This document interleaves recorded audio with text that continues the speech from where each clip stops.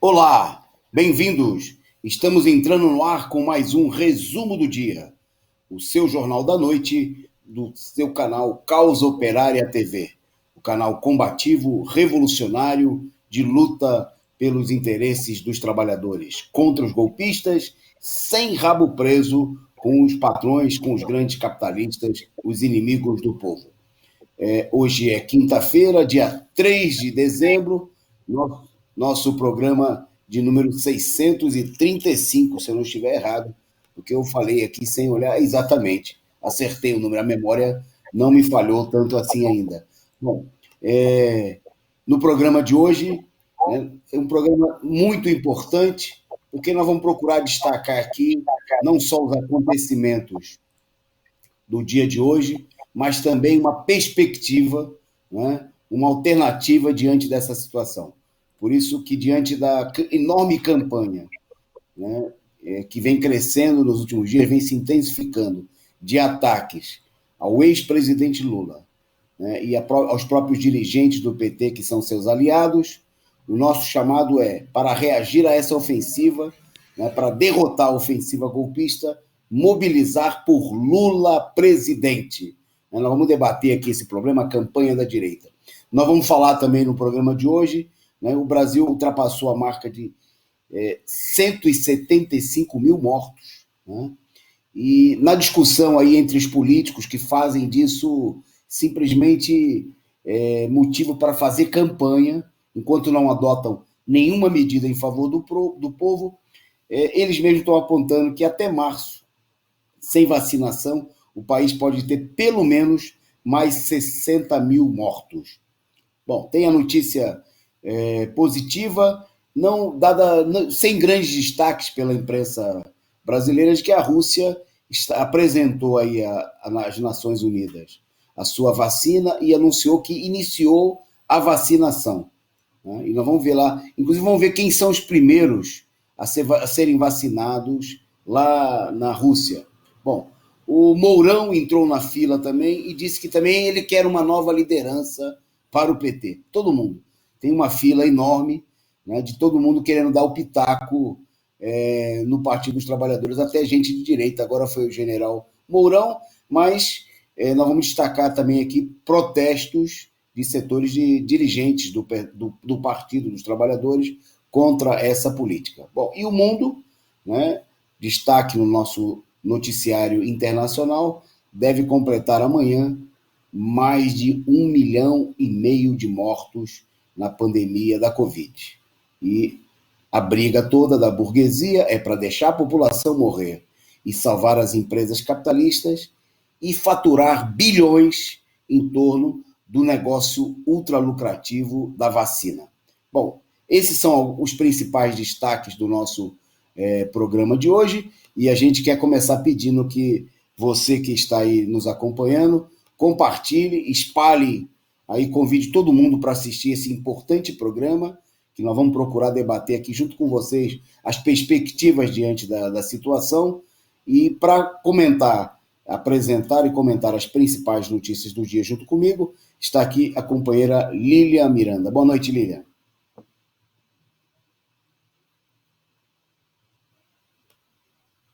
Tá mudo? Tá mudo? Agora Tá sim. invertendo. Agora ficou mudo de novo. Não ouvimos o seu boa noite. Boa noite. Agora ouviu? Agora sim. Beleza. Essa internet aqui tá me deixando louca. Tranquilo. Bom, nós vamos em frente para a gente começar o nosso programa, que é um programa, hoje, um programa com muitos destaques, bastantes acontecimentos importantes, e para a gente discutir esse problema da mobilização, da alternativa frente à iniciativa da direita, vamos começar com uma charge, para dar uma aliviada, né? E logo na sequência nós vamos para o que vai ser pauleira, o resumo do dia para hoje. Então você que ainda não compartilhou, compartilhe com todo mundo. Vamos ver a charge que a nossa produção separou para a gente aí do companheiro J. Camelo. A charge destacando aí, repercutindo, né, o novo emprego do ex-ministro, ex-juiz fascista Sérgio Moro. né, que depois de quase levar à falência, uma das maiores empresas brasileiras, uma empresa que com certeza mais empregava trabalhadores antes da atual crise, a Odebrecht, né, de colocar na cadeia os presidentes da companhia e forçar, né, toda uma pressão para que eles denunciassem o ex-presidente. O Moro anunciou aí essa semana, vocês viram ontem, aqui também no nosso programa, que o seu novo emprego é de diretor da empresa que está cuidando do acompanhamento jurídico da Odebrecht. Quer dizer, é o esquema defendendo seus próprios interesses. Bom, e aí o J. Camelo traduziu aí nessa charge espetacular, Paraquedas Dourado, né? Onde o Moro, nessa situação em que ele supostamente ficou desempregado, aí, perdendo o cargo de ministro, perdeu a vaga no STF, mas está garantindo aí os seus milhões aí no esquema, na empresa, né, no esquema que ele mesmo montou de controle judicial da Odebrecht. Bom, pois bem, vamos em frente, vamos para a nossa pauta, né? Não sem antes, né, mandar aqui o nosso boa noite, a nossa saudação para algumas das muitas pessoas. Nossa audiência vem crescendo graças aí à participação, o apoio de vocês que compartilham os nossos links aí do nosso programa, do nosso canal nas redes sociais. Agradecer aqui a presença de muita gente que já está conosco nesse começo de transmissão.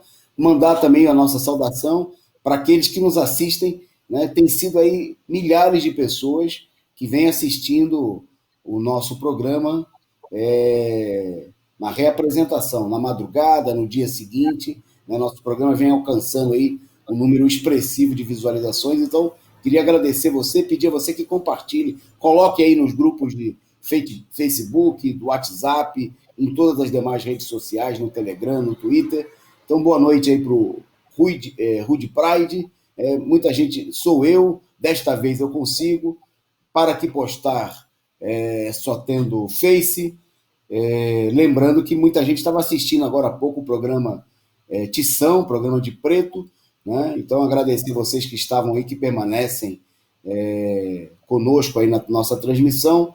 Boa noite ao companheiro Sérgio Salgueiro, né?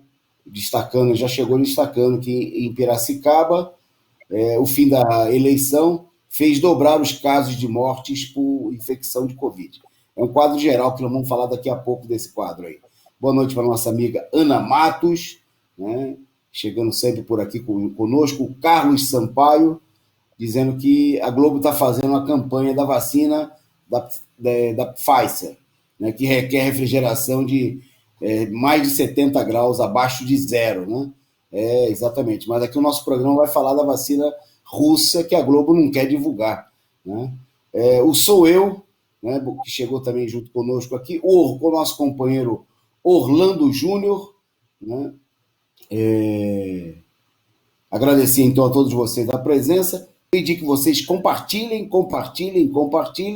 né? E agradecer desde já aqueles que puderem, que contribuam com a gente, né? Se você ainda não é membro do nosso canal, faça a sua inscrição, acessando aqui o retângulo logo abaixo da telinha, você clica lá em Seja Membro e se torna membro aqui do nosso canal. Se você já é membro ou não, né, você pode também mandar a sua contribuição instantânea, apertando aqui, logo na área, abaixo da área de conversa, do chat, né, o cifrãozinho aqui, mandando a sua contribuição na forma de sticker, de figurinha, na forma de superchat, e você pode contribuir também na vaquinha da Causa Operária TV.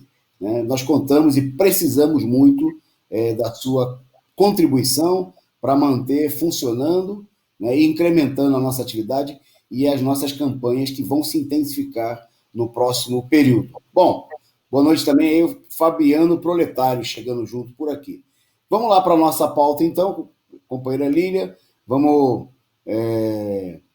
começar. Eu vou justamente passar a palavra para a Lília, para ela apresentar aí os dados, né, que são muito significativos da Covid no dia de hoje em nosso país. Vai lá, Lilian. É isso aí, Toninho, né? Mascararam durante a eleição e agora, né, voltaram aos mesmos números. O país registrou, né, o Brasil registrou 776 mortes por Covid nas últimas 24 horas, chegando ao total de 175.307 óbitos desde lá do começo da pandemia. A média móvel nos últimos 7 dias foi de 544. Casos de infectados no Brasil já passa de 6.487.516 brasileiros já tiveram ou têm o novo coronavírus. E nas últimas 24 horas, o número de infectados foi mais de 50.883, né? E mostra o aumento, né? Provavelmente eles pararam de camuflar devido às eleições. Nos últimos 7 dias, era 40.421. E também é reflexo, né, de abertura total e o afrouxamento, né, da fiscalização. É maior desde o dia 31 de agosto, né, que quando chegou a 40.526. Então, isso são reflexos, e a gente vê que não há nenhuma política, né, de combate ao Covid-19. E como já foi falado pelo companheiro Antônio Carlos, a vacinação, né, aqui no Brasil provavelmente só vai ser em março. E aí um deputado, né, do Cidadania disse que isso pode representar mais de Só um 60 mil minutinho, Lilian. mortos. Só um minutinho. Tá. Estão reclamando lá no chat, produção, que está sem som, que o som travou. Vamos ver se aconteceu alguma coisa aí. O pessoal está reclamando. Lá tem várias. Voltou. Voltou? Então vamos em frente, Lilian. Pode retomar. Tá bom. Aí foi denunciado, né, no Senado que a vacinação só será em março. Isso pode representar, né, mais de 60 mil mortes, né, além dos mais de 175 mil, mais 60 mil mortos. Há um jogo de cena, né, mas como ele falou, essa vacinação só em março representa, né, um aumento muito grande. E como já foi falado, há vacinas mais baratas, que não precisa de uma refrigeração, que está sendo desenvolvida pela Rússia, mas o governo golpista não está preocupado, né, quer que a população morra. Aí fica um brigando com o outro, falando que deve vacinar, mas os golpistas deram o golpe para matar toda a população, né? Quem não morrer de fome, infelizmente vai morrer de Covid. Então, é um absurdo. Se tem vacinas mais baratas, deveria investir nessas. É isso aí, Toninho. Bom, destacar aqui, importante, né? Nas últimas 24 horas foram 776 mortes.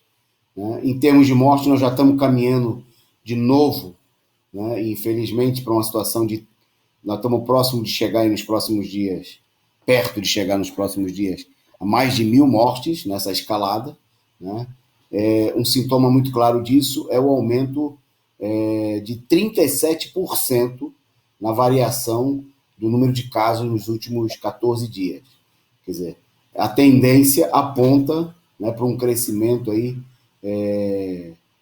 está crescendo o número de casos, né, e na medida que isso acontece, né, consequentemente, tem sido sempre assim, aumenta o número de mortos pela falta de medidas, pela superlotação, né, que começa a atingir os hospitais de várias regiões, principalmente das capitais, das maiores capitais, como o caso de São Paulo e do Rio de Janeiro, justamente onde se concentram já o maior número de mortos. Bom, a situação está totalmente fora, evidentemente fora de controle, né?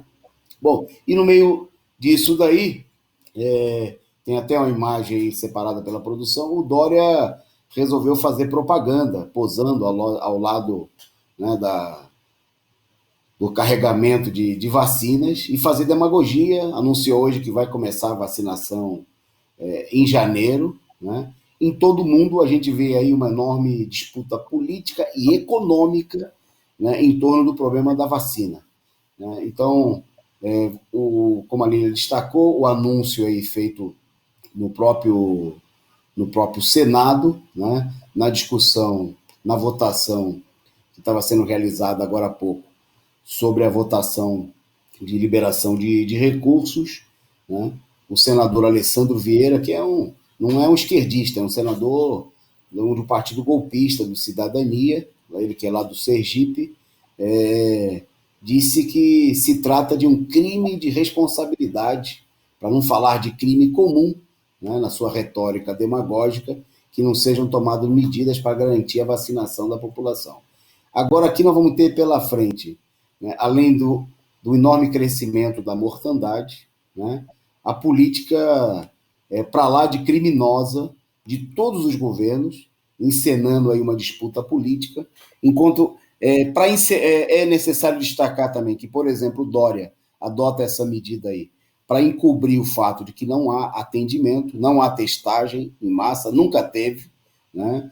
Não há medidas efetivas de atendimento e nem há sequer um plano, né, para vacinação em massa. É só discurso, né? É a tentativa de engabelar a população e de procurar e faturar politicamente em cima de uma campanha de que vai acontecer a vacinação. E como a gente viu aí na campanha eleitoral, né, é conversa para boi dormir. Bom, enquanto isso, um destaque do noticiário de hoje, né, já desde ontem, na realidade, a Rússia apresentou nas Nações Unidas a Sputnik V, né, dizendo que ela está em condições, foi aprovada e que vai iniciar a vacinação na próxima semana. O informe do governo russo também destacou o seguinte, que professores e médicos, né, vão ser parte do primeiro foco da campanha de imunização. Né? Os estudos teriam apontado que a vacina tem uma eficácia de 91,4%, né, um índice considerado bastante alto. Bom, e ela tem como um destaque o fato de que ela apresenta um custo muito inferior às demais vacinas que estão sendo colocadas no mercado até o momento. Ela custaria cerca de $10, o equivalente hoje aí a coisa no câmbio oficial a 52 reais, né? Enquanto algumas das vacinas, como é o caso da Pfizer, da BioNTech, anunciada ontem, custaria coisa de 10 vezes mais e precisaria ser armazenada, né, em temperaturas abaixo de 70 graus negativos. Né? Então, não é à toa, né, que ontem o Reino Unido, né, inclusive para divulgar o produto de um laboratório norte-americano e alemão, né, fez toda uma apologia com apoio aí da imprensa capitalista, que é uma campanha publicitária, né? Porque o que menos interessa a todos esses governos é a defesa da vida da população. Mas quanto dinheiro, né, se pode faturar, inclusive, obviamente, os grandes monopólios de comunicação que estão por detrás de toda essa empreitada. Né? Trata-se de lucrar com a morte da população e também com a vacina, né? Naquilo que os capitalistas consideram sempre o melhor dos mundos. Né? Lucrar de todos os jeitos. Né? Mas o governo da Rússia, que foi o primeiro a anunciar aí a vacina, né?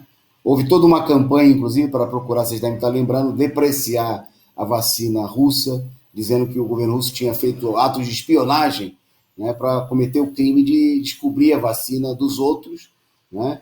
O que seria uma virtude se o governo fez, de parabéns, né? Porque é bom lembrar que, por exemplo, o governo brasileiro se colocou contra a proposta de quebra da patente das vacinas, né? Voltou ao lado dos grandes monopólios. E agora, o governo brasileiro, por exemplo, não tem, até o momento, nenhum convênio com o governo russo, que está oferecendo a vacina mais barata do mundo, né? Em condições de produção em larga escala e sem nenhum tipo de dificuldade de armazenamento, como é o caso da vacina norte-americana e alemã, né, da Pfizer e da BioNTech, né, que tem várias exigências e maiores dificuldades e custos até 10 vezes superiores à da Sputnik V, a vacina russa. Bom, um problema central é que é preciso uma mobilização para garantir o atendimento da população, né, para exigir um plano de vacinação em que a vacina chegue em quantidade, né, a política dos governos capitalistas de fazer discurso e economizar recursos, né, quando se trata de salvar a população, isso de nada adianta. Essa política, para a gente ter claro, é uma política comum nesse momento de fazer demagogia. O próprio Biden anunciou hoje mesmo que pretende liberar gratuitamente a vacina nos Estados Unidos para conter a onda de revolta que está latente no país, né, diante de uma situação de mais de 270 mil mortos. Né? Uma situação que já nos próximos dias os Estados Unidos devem ultrapassar a marca de 300 mil. Bom, a gente volta a falar mais da situação em escala mundial até antes do final do programa, mas agora vamos destacar aqui, vou passar para a Lília um episódio que passou despercebido, né, porque toda a pressão, toda a campanha da burguesia eram as atenções voltadas para as eleições, e também porque os setores da esquerda que tinham espaço na eleição estavam mais interessados em distribuir paz e amor, né, beijinhos para a direita, do que em denunciar qualquer coisa que afetasse a população. Mas, na véspera da eleição, né, um negro foi fuzilado pela PM paulista. A gente tem foto dele aí e a companheira Lília vai falar sobre o caso. Vai lá, Lília. É isso aí, Toninho, né? Ao invés de denunciarem, né, mais um assassinato, né, de um jovem, o jovem tinha 18 anos, né? Ele entrou numa casa e ele foi alvejado dentro do banheiro, já estava imobilizado. Só que a polícia, né, assassina, disse que ele inventou toda uma história, que ele roubou um carro e ele estava armado, e aí ele atira, falou que o clássico, né? Isso já é clássico. E atirou no braço dele. Só que a mãe relata que o menino era canhoto, né? Então, se atiraram no braço para que ele soltasse a arma, ele não poderia estar com a arma na mão direita, né? E outra coisa, ele foi morto na frente de 3 crianças, né? As crianças, no momento, estão traumatizadas, né? Uma adolescente de 13 anos e mais 2 crianças, uma de 5 e uma de 3 anos, né? A PM invadiu a casa e matou o jovem, né? A mãe do jovem, de apenas 34 anos, né?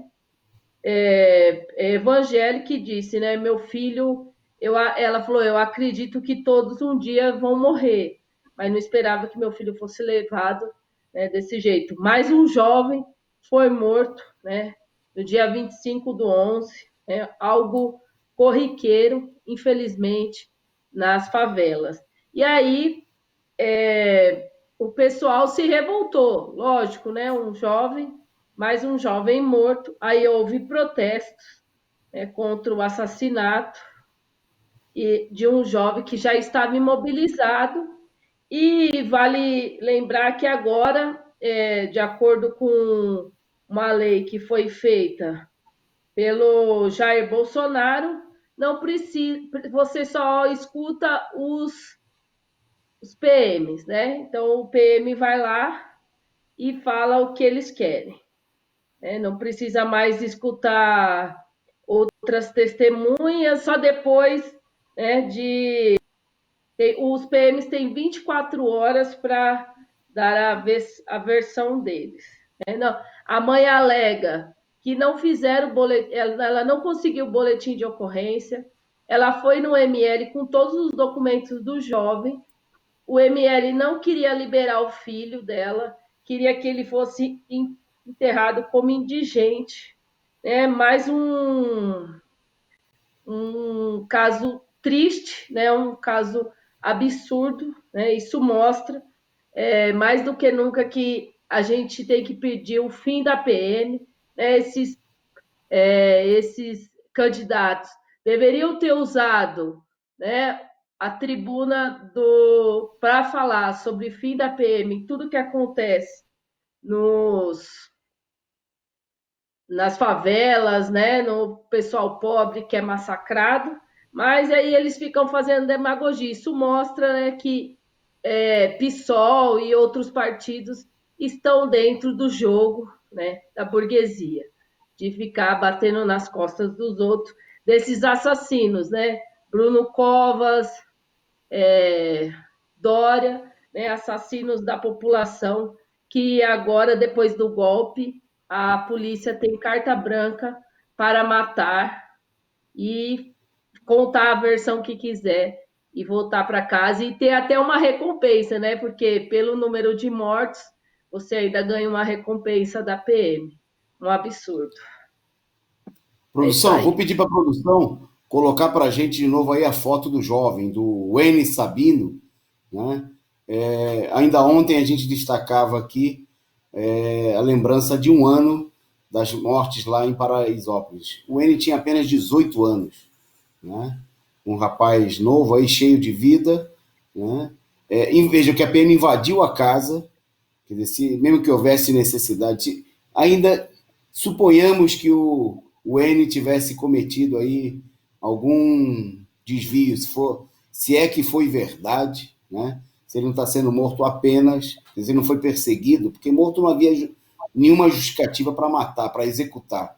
Né? A polícia, a PM vem sistematicamente, ela estabeleceu no país já há vários anos a pena de morte, né? Onde a PM julga, né, decide e executa.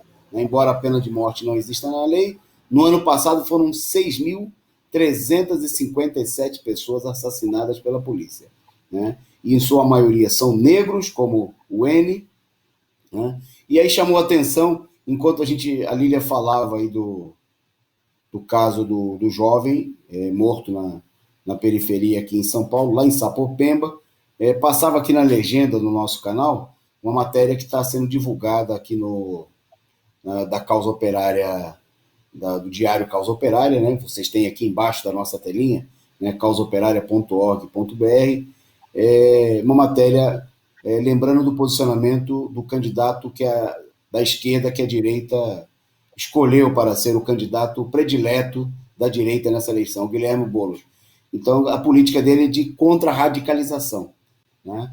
Ele, por exemplo, criticou as manifestações, os protestos ditos violentos. Está aí, está passando novamente, você que está na telinha, né? Boulos, nada de radicalismo, vamos fazer ciranda. Né? Então tem que denunciar a política criminosa desses setores da esquerda que são coniventes, né? São cúmplices ao se calarem, ao não denunciarem, né? Ao propagarem a política da paz e amor com os assassinos do N, com os assassinos dos jovens de Paraisópolis, com os assassinos do João Alberto, lá do Carrefour. Né? É o lado dessa esquerda que não quer, na realidade, quer conciliar e quer conviver pacificamente, né, com esses inimigos do povo, com esses fascistas, né? Que isso aí foi na véspera da eleição. Né? Obviamente que isso ninguém denunciou, ninguém usou a televisão, nenhum candidato no seu... Né, apesar de ter vários minutos na Rede Globo, usou para falar dessa situação, não só do caso particular do N, mas do massacre, como eles não fizeram em toda a campanha eleitoral e em nenhum momento. Né? A ideia era sempre apresentar promessas, coisas positivas para mascarar a situação que nós estamos vendo de aumento, né, das mortes pela repressão, pela Covid, pela fome, pelo desemprego. Bom, por falar em falta de mobilização da esquerda, né, nós vamos falar de um episódio que tem a ver aí com o setor que o Boulos diz representar, né? Mas que a gente não viu aí, que nós inclusive nós vimos aí já há muito tempo uma paralisia na mobilização desse setor, e infelizmente não é porque os problemas do sem teto foram resolvidos, mas é porque obviamente não há interesse em promover nenhuma mobilização. Bom, e aí a situação que nós vamos mostrar aqui e vamos falar sobre o assunto, né, que também foi denunciado pelo site ponte.org, né, assim como o caso aí do jovem assassinado em Sapopemba, foi uma construtora, né, que usou aí jagunços, né, contra famílias de sem-teto aqui no bairro dos Jardins. Né? Segundo os moradores denunciaram, vocês estão vendo aí, e vão ver imagens aí dos brutamontes que foram lá no prédio ameaçar os moradores que haviam ocupado, já que ocupam o prédio já, né, ocupação pamplona, né, no bairro dos Jardins, e os ocupantes relataram que por volta das 5h30 da manhã, 13 homens que não, arrombaram as portas do imóvel e exigindo que o pessoal saísse, famílias saíssem de lá em 24 horas. Né? Bom, o pessoal chamou, em algum momento, chamaram a polícia, né? Obviamente, pela falta até de uma organização do movimento dos moradores para enfrentar essa situação, o que mostra, inclusive, a necessidade de criar comitês de autodefesa. Bom, a polícia fez a encenação, né, segundo um morador, né, do local. Quando a polícia chegou, os sujeitos foram embora, né, fingiram que estavam com medo. O policial fez lá o discursinho dizendo que eles estavam errados, né, ao terem entrado no imóvel sem autorização, mas 10 minutos depois que a polícia foi embora, eles voltaram para intimidar os moradores. E aí vocês têm a imagem do pessoal, representantes do movimento, foram à delegacia denunciar a situação, né, mas obviamente que o problema central é o problema da mobilização. Aí, nesse momento, você não vai ver o Boulos aparecer para defender os moradores do sem-teto, né? Porque isso aí não vai lá para organizar a reação dos sem-tetos para garantir o seu imóvel. É só campanha eleitoral, é só sorriso, né? É só paz e amor, né? Política que serve de absolutamente nada quando se trata de defender os interesses da população pobre, explorada, né, em São Paulo e em todo o país. Bom, para a gente destacar aqui, ontem nós falamos aqui na área da educação do episódio que o MEC, que baixou uma portaria para forçar, né, para estabelecer a volta das aulas nas universidades federais e, obviamente, impulsionar as particulares em janeiro, o governo editou a portaria e logo depois, à tarde, acabou revogando por conta da repercussão negativa. Bom, aí, para mostrar mais uma intervenção na educação da direita, o vereador da família Bolsonaro, o Carlos Bolsonaro, apresentou um projeto relativo à educação. A Lília vai contar para vocês do que se trata. Vai lá, Lília. Agora a gente tem mais um novo defensor, né, da educação, que é o vereador Carlos Bolsonaro, que é do Republicanos pelo Rio de Janeiro. Ele publicou um projeto, né, do Diário Oficial para proibir terminantemente o uso de linguagem que corrompendo as regras gramaticais estabelecidas e aprovadas no país. Pretende se referir ao gênero neutro inexistentes na língua portuguesa. Os gêneros neutros seria o todes, todas, com X, elo, que quer dizer eu ou ele, Então, a PL visa o quê? Não só extinguir a linguagem neutra da rede pública, como também da particular. O projeto prevê penalidades que pode chegar à suspensão do alvará de funcionamento dos colégios que violar a norma. Então, ele, um novo defensor, né, da educação pública, né, de qualidade, o pessoal não pode falar mais nessa linguagem, só pode falar ela ou ele.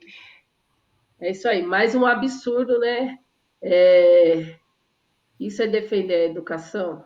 É isso aí.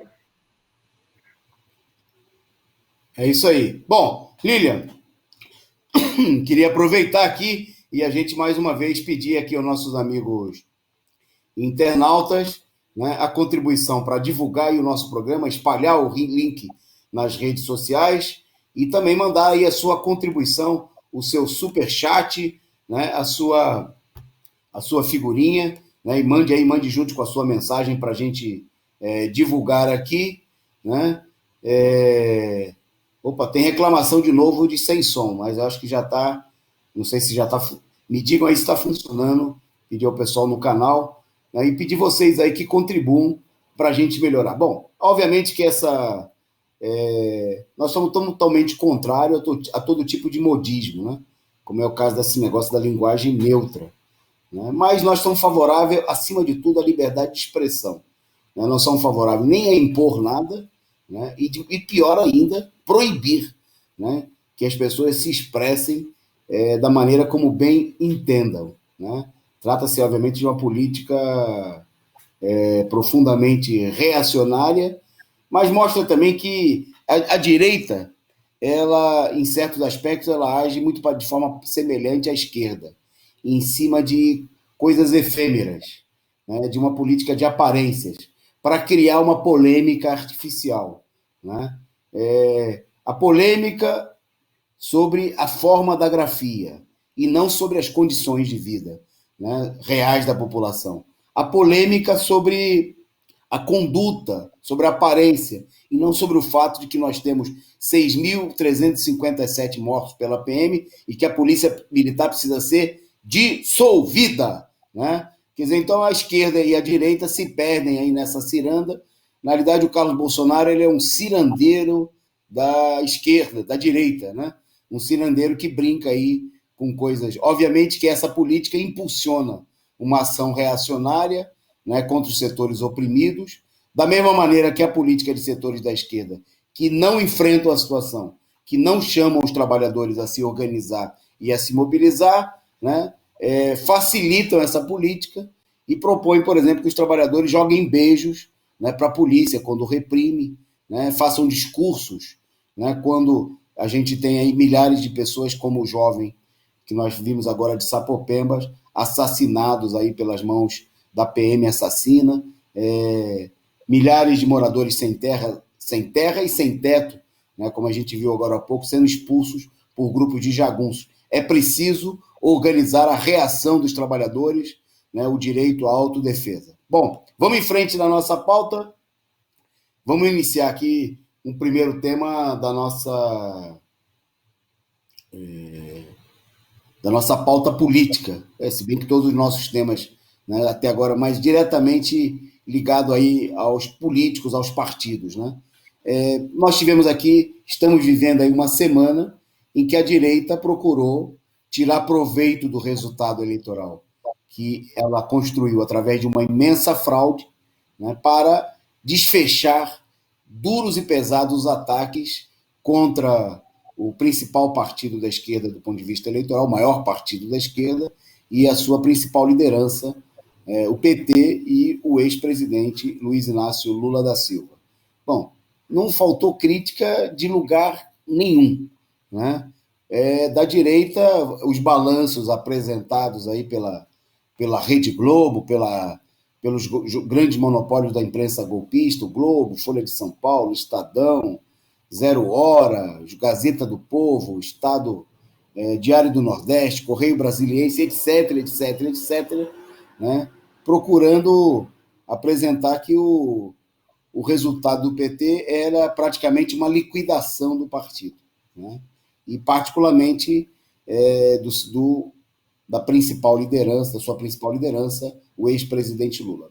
Bom, quem saiu ontem a público para criticar o PT, né, como apresentar uma política, uma alternativa, veja só, tão interessado que ele está em resgatar o PT, tão preocupado com o fim do PT, foi nada mais, nada menos do que o general vice-presidente da República, o Hamilton Mourão, né? Ele também entrou na fila dos críticos do PT e, numa entrevista à Band News, a seguinte frase foi pronunciada pelo general Mourão: o PT tem que se reinventar. Olha que coisa. O Mourão aí propondo uma renovação no PT. Disse ele ainda mais: o PT tem que se libertar de acreditar que o Lula resolve tudo. O Lula é passado, já. Tem que buscar novas lideranças. Está aí o Mourão, o renovador. O Mourão quer renovar o PT, quer renovar a esquerda, né? Embalado aí pela ampla campanha da imprensa golpista, que exaltou, né, a liderança, a nova liderança, como o Boulos, Paz e Amor, né? O Boulos, vou honrar os compromissos, não vou demonizar os capitalistas. O Boulos, que condenou a violência das manifestações diante da morte do João Alberto, né? O Boulos, que defendeu aí melhorias nas condições para a Guarda Civil Metropolitana poder reprimir mais adequadamente a população, assim como a PM, bom, e defendeu um clima geral, né, de defesa da renovação. Nós vimos essa política também no caso lá do playboy direitista lá de Recife, né, da família Campos, que foi cantado também em verso e prosa como uma dessas novas lideranças, né? Porque a direita gosta muito de nova liderança, desde que a nova liderança seja inimiga da luta dos trabalhadores, né? Desde que a nova liderança seja conciliadora, desde que a nova liderança não denuncie, se cale diante do genocídio, né, da população trabalhadora. Então, é o truque, né? Se o Lula fosse jovem, né, iam falar que ele era jovem demais, né? Como falavam no início da carreira, diziam que ele era despreparado, não tinha experiência. Agora que o Lula já foi presidente 2 vezes da República, né, tem experiência, é o presidente, é a personalidade política com maior popularidade no país. O problema é que agora ele é velho, né, então precisa renovar, precisa arrumar alguém inexperiente, né, porque quando o Lula era inexperiente, dizia o seguinte: pô, mas o Lula não foi nem governador, não foi nem prefeito, como é que ele pode, né, alguém pode querer que ele seja presidente do Brasil? Agora, a desculpa é que ele está velho. Se ele fosse mulher, iam falar que ele era do sexo frágil, que ele não podia, né, querer liderar o Brasil, porque como fazia a direita diante, por exemplo, da presidenta Dilma, né, que fizeram toda aquela campanha calhorda, reacionária, machista, né? Como o Lula é do sexo masculino, né? Então agora o argumento, por exemplo, a gente não viu esse argumento, ninguém falou que o Biden era velho, né? Que o Biden já era, que nos Estados Unidos precisava de uma nova liderança, apesar de que o Biden é mais velho do que o Lula. Ninguém falou também que o Mujica era velho, apesar de que quando o Mujica foi presidente da República, ele já era mais velho do que o Lula, né? Porque o Mujica era uma pessoa afinada aí, a esquerda gosta, né? O mais radical que o Mujica fez foi liberar o uso da maconha, né? Foi a única coisa de radicalismo. Então a direita e a esquerda cirandeira adora. Ninguém falou Mujica velho, não pode. Tem que ter uma nova liderança, né? Ninguém fala isso do Fernando Henrique Cardoso. Cala a boca, né? Você já está muito velho. O PSDB precisa de uma nova liderança. Mas é a conversa fiada da direita, né, e que setores da esquerda repetem. Bom, nós vamos voltar daqui a pouquinho a esse tema para falar da conduta da esquerda, mas antes disso, vou passar para a Lília para destacar aí voltar ao tema da educação, né? Ela, Lília, que é professora como eu, e a Procuradoria-Geral da República resolveu pedir, exigir o retorno das aulas. Conta para a gente o que aconteceu, onde foi isso daí, o que está em jogo aí, Lília? Mesmo com a alta, né, do número de infectados, a subprocuradora-geral da República, Célia Delgado, expediu ofício orientando todos os membros do Ministério Público Federal a focarem no retorno às aulas presenciais, né? A coordenadora, né, essa coordenadora, Célia Delgado, uma aliada do Jair Bolsonaro, enviou ofícios destinados aos procuradores da área de educação de todo o país, orientando a eles que exijam dos gestores públicos o retorno às aulas no início do próximo ano. Mesmo tendo a alta do Covid, é para voltar às aulas. Como eu disse, ela é aliada, né, do Jair Bolsonaro, e isso não tem, seu ofício não tem o poder de obrigar, mas é uma diretriz, né, de um órgão máximo, ao Ministério Público Federal, que cuida, né, desse tema que é a educação.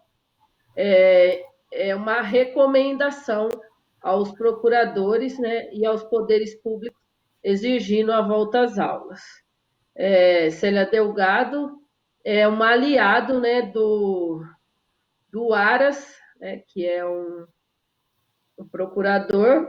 Então é isso. Eles também, né, estão começando a pressionar para que as aulas presenciais voltem a partir do primeiro semestre de 2021, sem nenhuma política, né, de vacinação, como a gente já viu hoje no programa, né, a vacinação só em março, mas há toda uma pressão para que retornem às aulas presenciais, mas é necessário que os professores continuem se mobilizando, não podemos tirar férias, é preciso reabrir todos os sindicatos e colocar o bloco na rua. A pressão, a gente sabe que vai aumentar muito, né? Lá para janeiro, fevereiro, já foi até anunciado que o retorno das aulas vai ser pelo o científico Dória, né, em fevereiro. Então, é preciso que os professores se organizem e só retornam às aulas com a vacina e com o fim da pandemia, que provavelmente isso aí já vai mais um bom tempo, né? Não dá para retornar às aulas no primeiro semestre. É isso aí. Ok. Bom, eu queria chamar a atenção de vocês agora que nós vamos aqui para um tema central do nosso programa de hoje, né? Que é os ataques aos dirigentes do PT, ao ex-presidente Lula, né? A reação a esses ataques e qual a perspectiva política diante dessa situação. Bom, eu começaria destacando o seguinte, que a gente viu nos últimos dias a enorme campanha, né, como a gente falou agora há pouco, que a direita vem fazendo, né, depois de uma eleição totalmente fraudulenta, de uma eleição em que todo mundo, né, da extrema-direita até setores ditos de esquerda se juntaram aí para impor uma derrota ao PT nas eleições, eleição totalmente fraudulenta, manipuladas, né? Eleições que foram um verdadeiro jogo de cartas marcadas, né? Diante do resultado fabricado nessas eleições, né, eu destacaria, por exemplo, para que fique bem claro, né? A gente vem, é sempre bom reafirmar, né? Se estabeleceu uma enorme frente, né? A pretexto de que a questão central na eleição seria derrotar o Bolsonaro, né? Setores da esquerda e da direita se juntaram em todo o país, não para derrotar o Bolsonaro, mas para derrotar principalmente o Partido dos Trabalhadores, né? Isso ficou evidente, inclusive, que essas alianças, né? Por exemplo, no Rio de Janeiro, a aliança contra o Bolsonaro serviu de pretexto para que setores da esquerda apoiassem o candidato do partido direitista né, herdeiro da ditadura militar, da Arena, o DEM, Eduardo Paes, que no dia seguinte correu para ligar para o Bolsonaro, né, para se confraternizar com o Bolsonaro, e declarou na imprensa, para todo mundo, quem quisesse ouvir, que ele era amigo do Bolsonaro de há muito tempo. Né? E não são só amigos, como o DEM é o principal sustentáculo parlamentar, efetivamente, né, da política, não só do governo Bolsonaro, mas de todo o regime golpista, a tal ponto que o Bolsonaro disse que o Rodrigo Maia foi o general da reforma da Previdência. Ele não foi só o general da reforma da Previdência, ele foi também o general da aprovação do congelamento dos gastos públicos, ele foi o general que comandou a aprovação no Congresso Nacional da reforma trabalhista, quer dizer, tudo que foi feito contra os trabalhadores desde o golpe de Estado, estava lá o Rodrigo Maia, o patrocinador da campanha, né, do Eduardo Paes, o dono da bola. Pois bem, enquanto todo mundo se uniu no Rio de Janeiro ao DEM, a pretexto de derrotar o Bolsonaro, e elegeram um candidato bolsonarista, em vários lugares, por exemplo, em Vitória, onde o PT foi para o segundo turno contra um candidato bolsonarista. Sabe quem apoiou o PT? Ninguém. Né? Inclusive os partidos de esquerda só recolheram apoio do PT.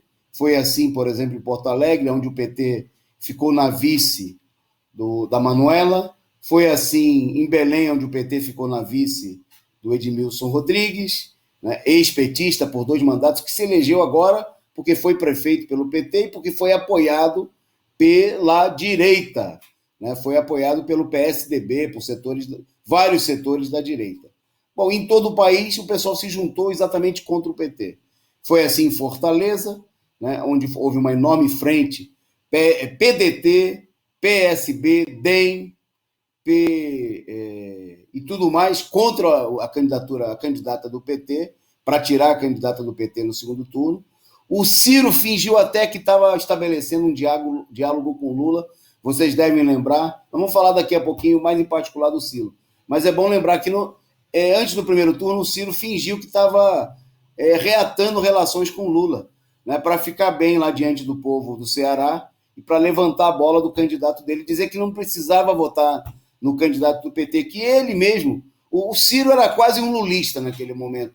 Né? Venderam uma versão tão fantasiosa, né? E teve gente da esquerda que engoliu isso daí. Olha que lindo, o Ciro está se reconciliando com o Lula.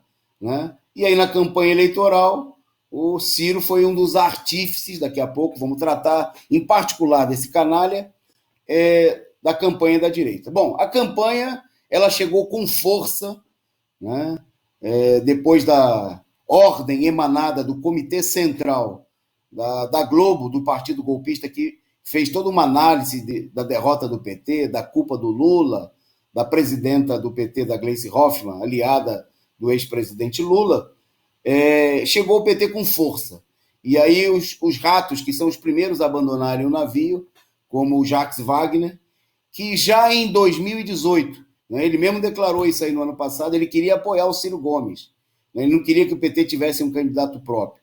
E outros ratos, né, como o ex-governador do Rio Grande do Sul, o Tasso Genro, que também em 2018 queria apoiar o Boulos, não queria que o PT nem tivesse candidato, queria apoiar o Boulos, né, para o Boulos fazer o sucesso que ele fez agora com o apoio da direita e escantear o PT, colocar o PT para fora, né, e deixar as coisas mais fáceis para a burguesia. Bom, diante dessa ofensiva, setores do PT começaram a reagir à situação. Tem uma imagem aí de uma postagem do ex-presidente do PT, o Genuíno, né? Aí na revista Piauí, dizendo o seguinte, que chamando o Wellington Dias de pragmático, o Genuíno diz: o PT enfeita o bolo das elites, né? Dizendo que, criticando que essa posição representa uma acomodação à ordem do Estado brasileiro, né? O Genuíno, aqui, veja só, não se trata de que nós tenhamos nenhuma afinidade mais profunda, mas ele está denunciando aí, né, a política dos governadores do PT, né, ou como o caso do Wellington Dias, lá do Piauí, que nas eleições fizeram todo tipo de aliança com a direita, todo tipo. Né? O Wellington Dias, assim como o governador da Bahia, Rui Costa, né, e como governador do Ceará, o Camilo Santana, foram fiéis praticantes da política de aliança com tudo que há de pior da direita. Né? E perderam as eleições feio, não fizeram um enfrentamento com a direita, né? Foram inclusive para uma política de alianças, lançando inclusive candidatos que não podiam, não fizessem sombra, não disputassem, em uma campanha sem enfrentamento com a direita, para ver se eles mantêm a política deles de compromisso com esses mesmos setores da direita. Pois bem, essa política aí está mostrando que é um beco sem saída. Né?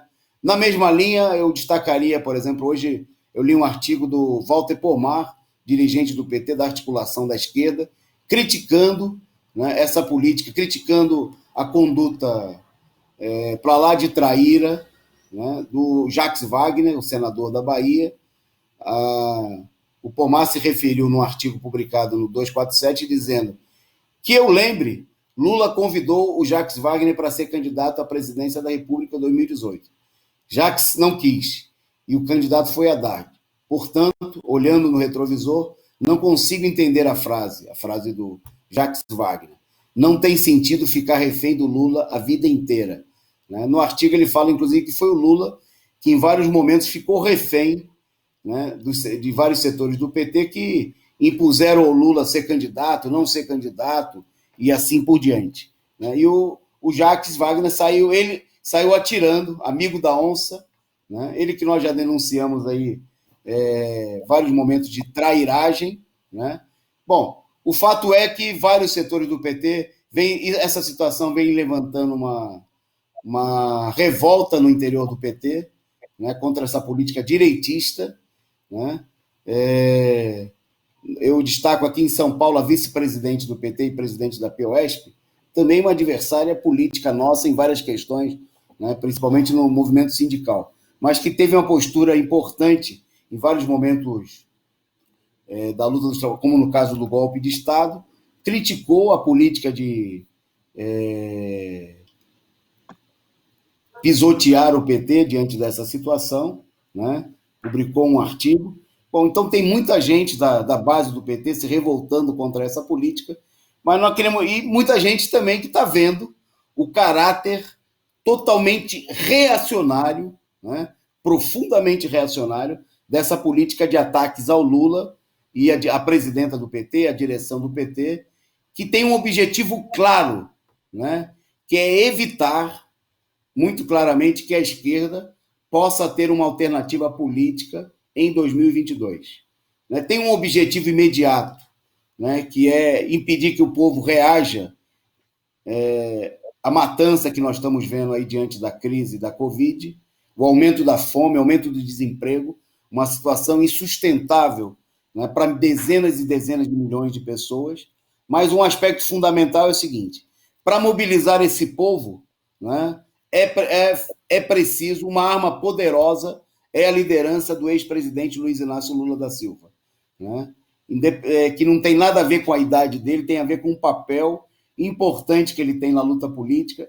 Ele que foi também, né, junto com todo o povo brasileiro, uma grande vítima, né, não foi uma vítima de discurso, não foi uma vítima de conversa, ficou 580 dias na cadeia, né, foi perseguido, teve toda a sua família perseguida, perdeu familiares, né, não pôde ir no enterro do neto, uma situação de enorme sofrimento, né, da qual todos esses jovens, pseudo-jovens, nova liderança da esquerda, não tem nem ideia do que seja, porque é a esquerda bem tratada pela direita. Né? É a esquerda que cresceu e se promoveu, né? Ganhando espaço na Rede Globo, ganhando coluna na Folha de São Paulo, né? Como é o caso do seu Guilherme Boulos, liderando movimentos contra o governo do PT, apoiados pela direita, né? Como é o caso do Não Vai Ter Copa. Né? Então, por isso que a população brasileira, e a direita sabe muito bem disso daí, o ódio contra o Lula, né, por parte de todos esses setores direitistas, o ódio do Lula, né, por parte desses setores, inclusive traíras de dentro do próprio PT, tem a ver que eles sabem que a presença do Lula, a liderança do Lula, é uma arma fundamental para levantar os trabalhadores. Né? Por isso, o PCO, né, está discutindo, vai colocar em ação um chamado nos próximos dias, né, a todos os partidos da esquerda a levantar imediatamente, com ações concretas, com a construção de comitês de luta em todo o país, com a realização de atos públicos, campanha nas ruas, por Lula presidente em 2022. Né? Nós temos que ter claro, nós temos que ter uma alternativa a essa situação. A alternativa não é ficar na defensiva, a alternativa não é se curvar, né, como fazem aí todos os setores inimigos dos trabalhadores, né, não é se curvar essa situação, mas é mobilizar efetivamente por uma alternativa própria dos trabalhadores. Vejam claramente o seguinte, a gente vê aí, a direita está indo para a televisão com o João Dória, né, o João Biden brasileiro, ou pelo menos aqueles que eles muitos setores gostariam que fosse, para dizer que o Dória, o genocida, né, que vai levar à morte aí mais de 50 mil paulistas, que agora aparece como defensor da vacina. Cínico, cretino. Ele que ajudou a eleger o Bolsonaro, é um dos pais do Bolsonaro, procura se apresentar como alternativa. E a gente vê, por outro lado, os setores da esquerda que não lutaram contra o golpe, que não sofreram nada, nem 1% daquilo que o Lula e o povo brasileiro sofreram, né? Agora querem se passar por defensores do povo, cantando ciranda, fazendo demagogia, né? Defendendo um caminho de conciliação da Frente Ampla. O caminho é levantar um plano de mobilização em torno das reivindicações dos trabalhadores diante da crise, né? Como a luta pelo atendimento à população, pela vacina em massa, contra o desemprego, mas é preciso ter uma perspectiva política, é preciso sair da defensiva e levantar imediatamente a campanha Lula presidente 2022, sem defensiva, e que os trabalhadores precisam usar a sua principal arma, e o Lula é essa arma, né?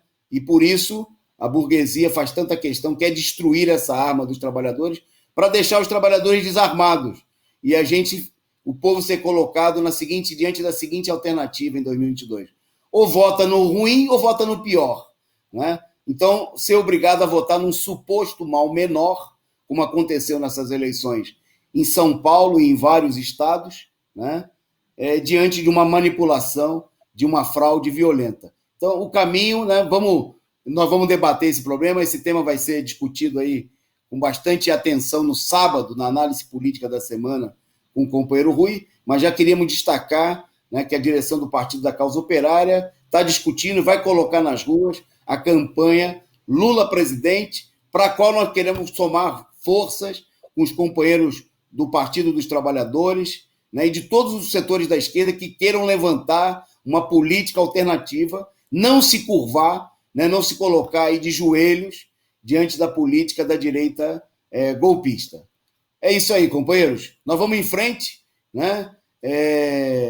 Queria agradecer aqui, antes de passar para a Lília, para o próximo tema aqui, agradecer ao superchat da companheira Edna Castro, né? O nosso amigo Para Que Postar, só tendo Face, que mandou aqui também a sua figurinha, a sua contribuição. O Fabiano Proletário comentando aqui, o golpe só acaba com Lula candidato. A Edna que mandou aí a sua contribuição, destacando, é Lula livre ou nada, né? Basta de coxinha e de bolinho. Beleza, é isso aí. Nem coxinha, nem bolinho, né? Lula presidente 2022. Tá aí, vamos em frente na pauta, Lília. Vou passar para você. Eu vou pedir, vamos dar um pulinho aqui na pauta. Eu pedi para a Lília falar aí de uma atividade muito importante que nós temos no próximo período, né, que é o curso, a Universidade de Férias, né, que é realizado há mais de 20 anos. Né, e ao longo de todos esses anos aí foi realizado, inclusive, 2 vezes por ano, em janeiro e em julho, nas férias. Né, é uma atividade tradicional do Partido da Causa Operária, também da sua juventude, Aliança da Juventude Revolucionária.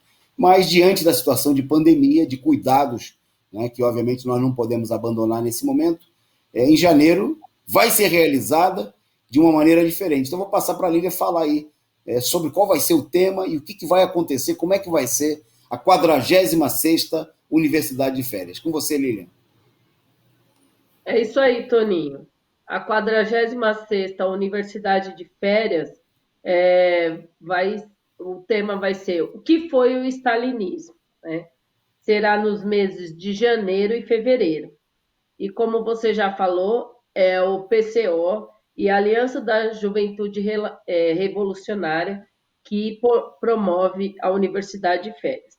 A programação será diferente, né, como você disse, dos anos anteriores. Dessa vez, por conta da pandemia, as palestras serão online e ocorrerão 2 vezes por semana, durante 8 semanas. O curso será ministrado pelo presidente nacional do PCO, o companheiro Rui Costa Pimenta, e abordará de maneira bastante detalhada o fenômeno do stalinismo, tema que recentemente voltou à tona pelas mãos de alguns elementos e grupos pseudos revolucionários. A data das aulas do mês de janeiro já estão definidas. Terá dia 5 e dia 7, que é uma terça e uma quinta, dia 12 e dia 14, né, que também vai ser terça e quinta, 19 e 21, 26 e 28. Em breve vai ter o programa, o cronograma de fevereiro também. As aulas serão fechadas, né, num site próprio, e será cobrada uma taxa simbólica de apenas R$ 100, que através dessa taxa você vai ter acesso ao material e o curso vai ficar disponível para você, o que foi o stalinismo, durante 6 meses. Né? Então, a gente faz um chamado que todos participem da 46ª Universidade de Férias e entre em contato, né, com a Secretaria de Organização do PCO. Para maiores informações, 11 997410436 ou pelo e-mail sorg.pco@gmail.com. Aí também tem outros telefones. Entre em contato e participe desse debate que será maravilhoso. É isso aí. É isso aí. Você pode, você que está nos acompanhando, pode ligar já aí para um desses telefones aí, que a produção vai colocar de novo até o cartaz aí na tela, que é uma divulgação feita aí pelo nosso coletivo de professores. Você pode ligar já e já solicitar a reserva da sua inscrição. O curso vai ser realizado desta feita, não vai ter transmissão aberta, vai ser realizado apenas para as pessoas que fizerem a inscrição. Então, garanta já a sua vaga, né? Nós estamos vendo aí uma plataforma para um alcance bem amplo, mas o interesse com certeza será muito significativo e nós estamos esperando aí, a nossa meta é inscrever 1.000 pessoas, né, de todo o país, inclusive do exterior, né? Vai ter companheiros aí de todo mundo se inscrevendo para participar do curso que foi o stalinismo, uma análise marxista. Né? E como a Lília destacou, vai ser feita de uma maneira diferente, com aulas 2 vezes por semana, que vão ficar disponíveis para as pessoas que se inscreverem. Né? Mas desta feita o curso não vai ser realizado aberto, como uma forma também de sustentar essa atividade de formação política. Vai ter materiais disponíveis, vai ter farta biografia, tudo isso informações, né, vídeos e muitas imagens, e tudo isso você vai ter disponível fazendo a sua inscrição. Caminhando para o finalzinho do programa, né, eu queria destacar, vamos destacar aqui um dado, nós falamos bastante da Covid aqui hoje, destacar que o mundo deve completar amanhã 1,5 milhão de mortos. Né?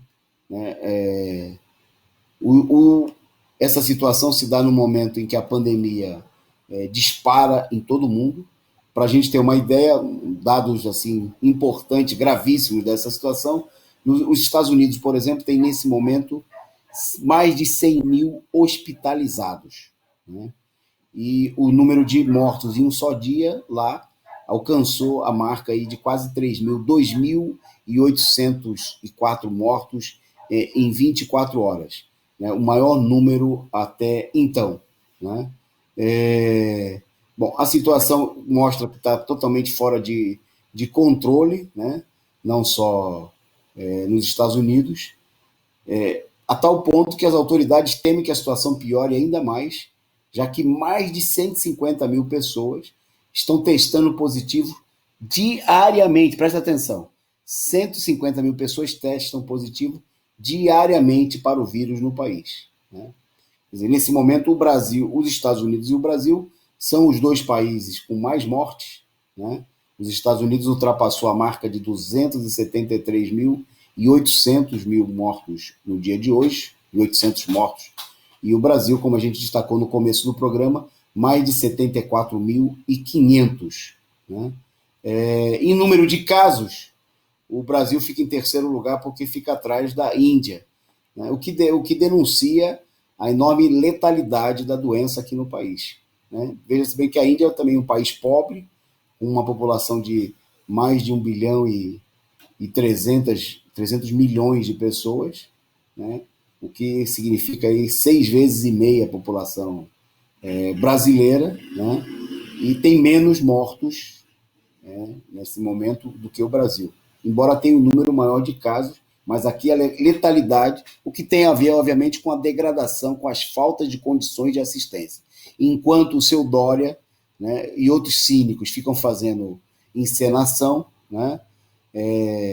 Tá aí o quadro, não sei se a produção já colocou e eu pesquei, mas o quadro mostrando, né, no dia de hoje, 1.497.093 mortos, né, os dados que estavam disponíveis agora no começo da noite, né, dados que mudam a toda hora, mostrando a gravidade da situação. Bom, amanhã a gente volta para falar desse, vamos voltar a esse tema, infelizmente, com certeza, né? E, obviamente, que essa situação mostra a importância de uma mobilização, né? De uma luta. Agora, obviamente, os cínicos que saíram às ruas para pedir o voto da população, né? Que antes eram contra qualquer tipo de mobilização contra o Bolsonaro, mas que na campanha eleitoral saíram por aí adoidados, fazendo tudo que é tipo de, né, estrepolia para conquistar o voto, porque se tratava de defender o próprio interesse, o interesse deles, né? Agora, a paralisia é total. Então, é preciso denunciar essa situação, é preciso mobilizar, né, exigir medidas de atendimento, criar os conselhos populares na área de saúde, né, e organizar a população nos bairros, nas comunidades, para exigir medidas de atendimento. Bom, a gente vai encerrando por aqui a nossa transmissão, né? Agradecer aí a vocês pela participação. Parece que lá na rede o programa já acabou. Já cortou, Volney? Porque lá já apareceu a imagem de publicidade, entrou na propaganda. Entrou automaticamente o programa aqui. Não, tudo bem, deixa lá. Já... Bom, se dá para voltar, volta, para a gente despedir, porque o pessoal está perguntando. Se não... Peraí. Só um minutinho. Vou voltar, peraí.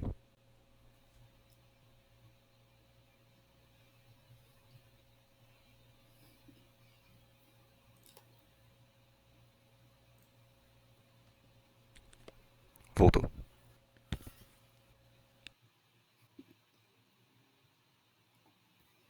Opa, a gente ia embora sem se despedir, mas a Proé deu uma falhinha técnica aqui e entrou a publicidade. Bom, para lembrar você aí da importância de contribuir com a gente também, comprando os produtos da loja do PCO, né, e contribuindo aí, adquirindo os nossos produtos para fortalecer a nossa luta.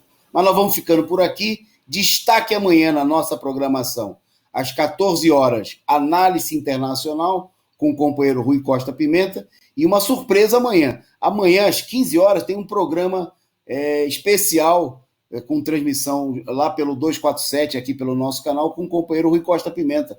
Uma segunda rodada de balanço das eleições com o companheiro Rui Costa Pimenta, junto com o Leonardo Atushi, lá do 247. Então, se você quer ver aí o posicionamento, né, do nosso partido, através do seu presidente, do companheiro Rui, análise desses últimos acontecimentos, dos ataques feitos aí ao Lula e ao PT, acompanhe amanhã e a gente volta amanhã à noite, às 20h30, com mais um resumo do dia. Eu passo para a Lília para ela se despedir e encerrar o nosso programa. Um abraço. Boa noite, até o próximo programa. Um abraço.